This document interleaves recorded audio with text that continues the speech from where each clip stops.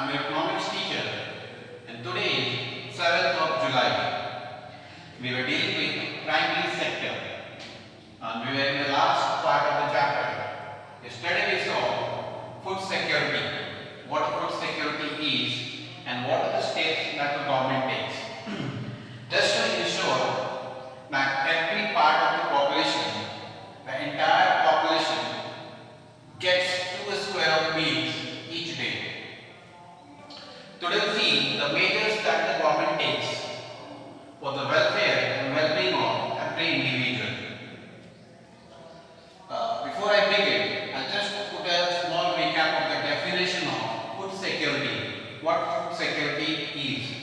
Food security can be defined as the ability to ensure on a long-term basis. I told you, it should not be a short-term goal, it should not be a one-day goal, but moreover, it should be a long-term goal of the government to ensure everyone with sufficient food, that too of a good quality, which have all the nutritions required for a human body. So food security can be defined as the ability to ensure on a long-term basis that the food system provides the entire population access to enough food for an active and healthy life. This is the definition that is quoted by the government, and the same definition has been quoted by the FAO, that is Food and Agricultural Organization. You are free to choose either of the definitions. So today we'll see what are the food security measures that the government takes. The first is institutional measures. What are the institutional measures that the government takes to support the farmers, support the basic producer of the food crops? Institutional measures include land reforms. We have already seen what are land reforms or what were the steps taken in the land reforms. Like for example, abolition of intermediaries, no intermediaries were there, ceiling of land holdings, tenancy reforms. So these were basically the land reforms that took place after the 1947 or after the Second World War. So institutional measures basically includes setting up institutional credit agencies to provide cheap and adequate agricultural loans to the farmers. The basic idea or the theme of the government was to institutionalize the government agency so that every hand has sufficient fund, every hand gets a reasonable amount of income so that they can infuse that money, infuse those money for the production of food crops. All the areas of the country, basically the remote areas, those areas should be made available with the banking sector or all the loan agencies which can give them loans at cheaper rates.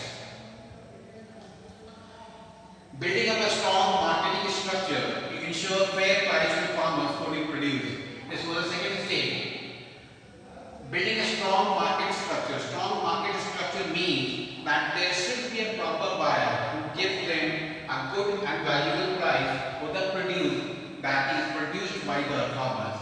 They should not sell it at lower cost, but they should be paid the right amount for which they have worked. The second major is technological improvements. I told you there was utter need for improving the technology. We were dependent on all the obsolete matters, but if you want to match our speed, if you want to compete at global level, we need to match the technology even.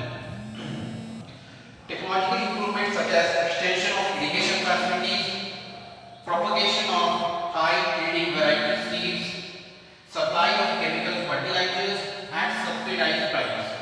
HYV seed is the need of the time. HYV seed means high-yielding variety seed which requires less amount of seed, less amount of water, less amount of land, but more of production can be expected. So this was the need of the time. We needed to transform our farmers from obsolete techniques to modern equipments. All the modern facilities, all the modern technologies going to be made a part of production now. The third major is NFSM, that is National Food Security Mission. It is a centrally sponsored scheme by National Food Security Mission. The basic aim or the mission of the program is to increase the food grains production of the above crops, means rice and wheat. These were the two major crops which were targeted, which were actually taken in. So the mission aimed at increasing the food grain production of the rice and wheat crops through area expansion and productivity enhancement. There are two basic aims of NFSM. National Food Security Mission had two basic aims. One was area was to be expanded or extended, and the second was productivity enhancement. Whenever the area extends, whenever the area increases, there will be increase in the production level. So with the help of HYB seeds, with the help of modern technologies, NFSM targeted that if the extension was done, a lot of overproduction could be expected. So this was the third step. In institutional measures we are talking about increasing food supplies. The second point is food management. Food management is basically the one that we are going to produce and the one that is already produced. What you need to manage, the one that is produced, that is stored with proper care, and the one that we are implying to produce should be taken care or should be produced with the best effort. Food management in India has three basic objectives. There are three basic objectives that food management actually holds. The first is procurement of food grain from farmers at remunerated price. We should pay a remunerated price, a respectable price to farmer whenever we purchase the food crops from the farmers. Then only they will have the motivation, they will have the scope to do the work in the future. The second point is distribution of food grains to the consumers. Now, who are the consumers? The consumers are one who really purchases, but there are some sections of the society who are at a very basic level, or at very low level. Those people are called vulnerable sections of the society. Now, we need to think about for them.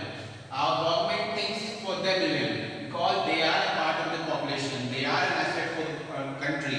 So whenever they are left out, the growth period will be, or the growth structure will be disturbed. So the second point says distribution of food grains to the consumers, particularly the vulnerable sections of the society at affordable prices. That is why a rationing system was done, PDS system was done. PDS system is public distribution system was enacted. Rationing system, ration card was made so that all sections of the people could be a part of this production and sale purpose. The third is maintenance of food buffers for food security and price stability. Now, third point is maintenance of food production. There are two reasons why we maintain. One is for buffer stock, second is for price stability. Buffer stock, we have already seen what is buffer stock. Buffer stock is the additional stock that we maintain, that we keep with us as a reserve for the preceding years, for the coming years, or just to serve us during the time of uncertainty or calamity. Whenever nature goes against our wishes, we can use them, or we can keep, bring it to the main course of the sectors. And the second point is saying that price stability. Price stability can only be maintained when there is a good relationship between demand and supply. Whenever one fails, it has a direct impact on the price. For example, if 10 units or 10 quintals of rice is required by the population, and if the supply is only 8 quintals, how are the people going to cope up those who do not have sufficient money? So in this case, the supplier will increase the price. Now those who have the money, those who have the income capacity, those who have the purchasing power, they can only buy. 2 quintals of the less of the production will actually increase the price.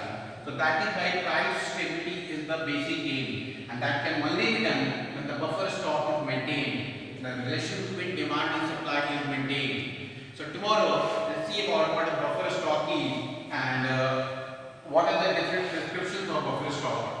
And MSP, we have already discussed about buffer stock and MSP, but tomorrow, again I will put a small recap on